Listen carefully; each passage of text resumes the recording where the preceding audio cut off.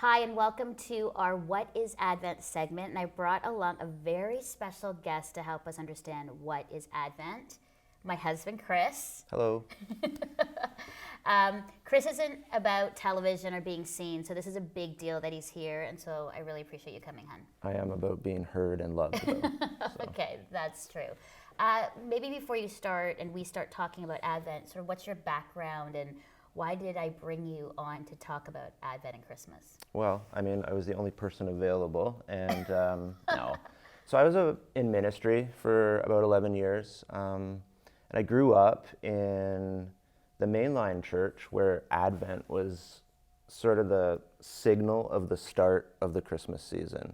Like for me, it's very nostalgic. It wasn't walking through the mall and seeing the Santa castle go up, or it wasn't walking downtown and seeing the funny decorations on the poles. It was the Advent wreath is out. It's out at church and it's out at home. And so that was kind of the signifier for me that, okay, Christmas is coming.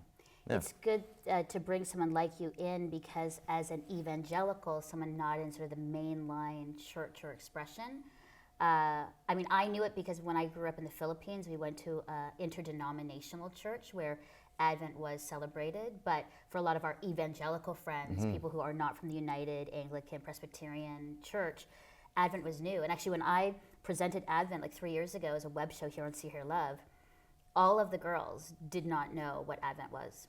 So when we were lighting candles, it was like a really cool moment for them to say, oh, this is a really beautiful, tangible way that we can celebrate Christmas. Yeah. So what does Advent mean, Chris? Like, what is it about? So Advent, the word actually means coming. It's from the Latin, and it is a 4-week period where we anticipate and prepare the coming of Jesus. It started as a practice around the year 500. There were some ancient Christian communities that realized, hey, we need to do something to get ready for this. And so they set this 4-week period aside and would work up toward Christmas. And the Advent wreath and the candles as we know it didn't really come into play or into practice in Christian circles until sort of the mid to late 1800s.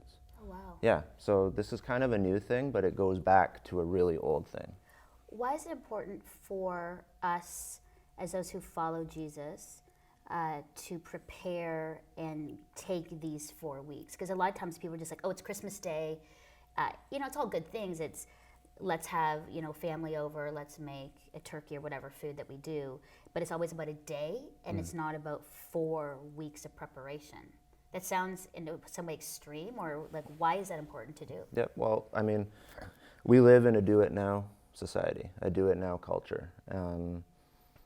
We don't like to take time. We don't like to wait for anything.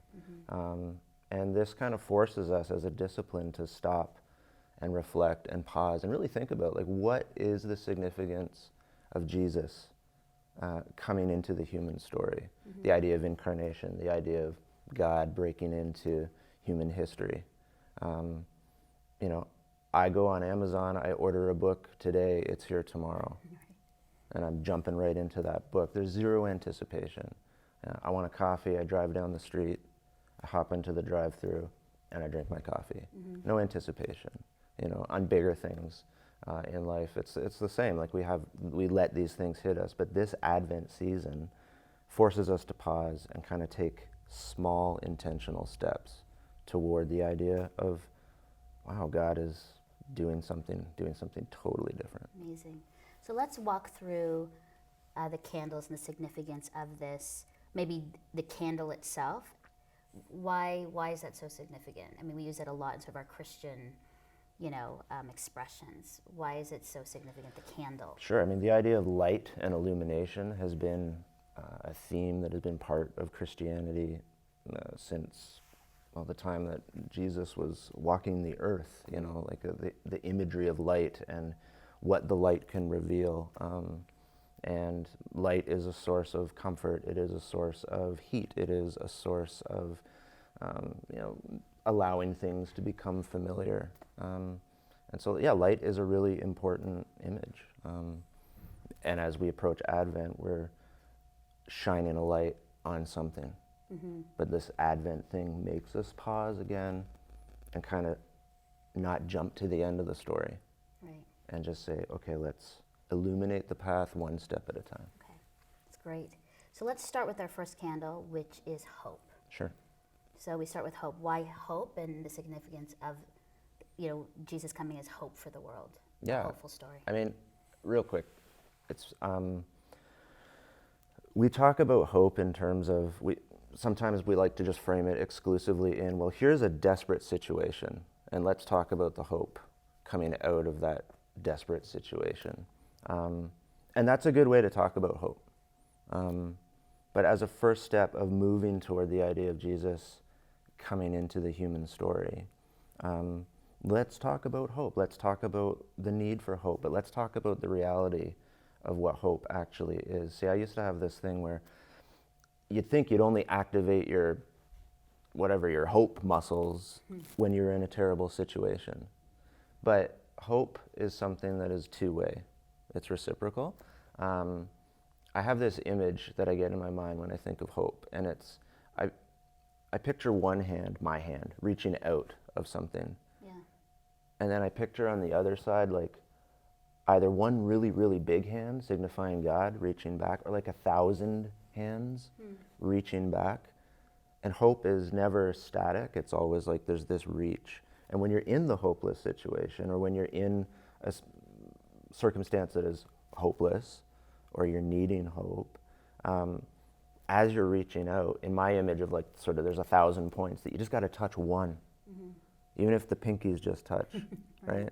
And so the idea of hope as a theme for Jesus coming into the world, it's a big deal. I mean, the original story took place in the 1st century, and we have some thoughts and ideas of what that time was like, but we look at what our time is like now, and a lot of the same themes apply. There's injustice, there's hurt, there's brokenness, there's just situations that are unfair. And this Advent first step is to say there's hope needed and there's hope available. Right, and also I think there's also a hope for a better way. For sure. Right, that's awesome. Next we have peace, and this idea that's familiar for people, Prince of Peace, the God of peace, bringing order into chaos, bringing peace into uncertainty is the idea that comes. So significance of peace as we light the next candle. Yeah, sure. Well, I mean, cutting into that theme of, Jesus being the Prince of Peace, and hearkening back to the Hebrew tradition of shalom, peace is more than just the absence of conflict. Peace, in the biblical sense, is the idea of God, through Jesus, doing this mass reconciliation, setting the world right. N.T. Wright, who I like, he says, a very British way of saying, setting the world to rights, like putting things back the way they need to be. And sometimes we like to hearken back to the idea of like paradise or the garden, but no, we're talking about fairness and equity in relationship. We're talking about ability for those who might not have access to the same things that we have access to. That's shalom, right? And so moving from hope into shalom or into peace, we're talking about reconciliation. We're talking about building a world that's right. That's right. That's great. Then after peace, we move to joy. The song, joy to the world. He's coming. He will bring joy to us and to the whole world. Yeah. Joy's a big thing. Yeah, it is. And you know me a little bit. A little bit. I wouldn't just a tiny bit. Count myself the most joyful person. Thoughtful, moody. Yeah, I'm a grumpy. I'm a do not talk to before coffee. Yeah, kind you're a of little person. grumpy, and I call you like cranky sometimes. Yeah, I'm cranky. Yeah, so right. Okay. You said yes. I did say yes. So said yes to Chris. So, talking about joy. Yeah. We need joy. Like we need to approach the world that we're in with joy. I like to go all the way back. I like to go back to the story in the Hebrew scriptures, the book of Genesis, the creation story. And God makes all this stuff. in the story. And we know how it goes, and it's a great story. But I like at the end, and then God looked at it and said, it is, Awesome. well, he said good, but Okay. okay. Incredible. We'll fix Amazing.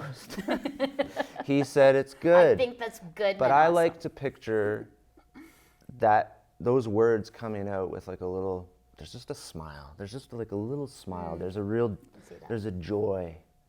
There's a, I really love this. I really like this. And it's deep, and it's alive, and it's healthy, and it's, joy for me is looking at people and looking at the world and looking at circumstances the same way that God looked at creation at the end of the story, with that little smile, with that little just appreciation and kindness, which is a good, I think, segue into the next candle. I'll let you set it up. Which is the awesomeness of love. Yeah, which is the fourth candle that we liked. Right, and so I like the progression of the hope, the peace, the joy, moving into love. And we are going into a fifth candle, and I don't want to do the thing that I just said not to do and jump right to the fifth candle. But you can. So, but yeah, we're moving toward a process. To me, each candle or each theme of each week grows in depth and grows in breadth, if that's a thing. Like love is the thing. You know, we worship a God who early writers who were trying to describe who this God is, they said, wow, God is love. Oh, I thought you were going to say awesome. But God is close. love. Totally. Right? God is love. And so this is what we need. This is what the world needs. And then it points us to our fifth candle. The Christ candle. The Christ candle. So we've taken the 4 steps. We've moved through hope. We've moved through peace. We've moved through joy. We understand love. We've taken the time to prepare. And then we light on Christmas Eve the 5th candle. And we are confronted with a God who abandons everything. There's a theological term called kenosis, which means self-emptying. And that term has been used to describe how Jesus sort of is God and yet fully human at the same time, that in Jesus there's this kenosis, this self-emptying of power, of privilege, to become human and step into the human story. So there's this culmination of hope and peace and joy and love in the person of Jesus, you know. And for me and for us, it's a big thing. I like to look at Advent as sort of the missional prep for the year ahead, right? Can I be an agent of hope? Can I be an agent of peace? Can I be an agent of joy? Can I be an agent of love? And will I do this walking in relationship with Jesus? It's beautiful. Well said. So glad I married you. I am too. You know, Chris, that was awesome. I think that's a really thorough and thoughtful and accessible way of explaining Advent. I think everybody should be doing Advent. And hopefully as we share and the shows on See, Hear, Love will inspire and encourage people to walk through Advent, to prepare their hearts and minds for the year ahead in, like what you said, hope, peace, joy, and love, and that we would be agents of all of these, but ultimately being basically like Jesus to the world, because he was all of these things. So thank you so much, hon. Appreciate this. We should do this again sometime. Sure. Merry Christmas to you. Merry Christmas.